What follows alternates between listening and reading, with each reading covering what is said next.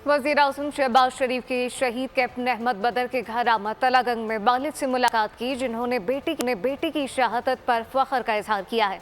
कहा कि लोग तो यूं ही मर जाते हैं, खुशी है कि बेटे को शहादत नसीब हुई।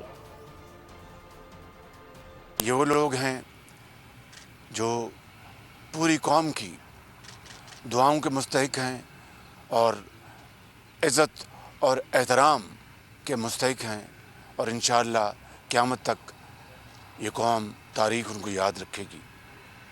मैं कर्नल साहब का हौसला, अल्लाह की रज़ा पर इनकी जो आज मैंने इस्तिकामत देखी है, वो यकीनन वो बेमिसाल है। इस्तिकामत, सब्र को मैं देख कर मैं यकीन कीजिए कि बहुत मुतासर हुआ। और इनका बेटा कुरान करीम गवाह है कि जो शहीद हैं उनको मुर्दा मत कहो, ये ज़िंदा हैं।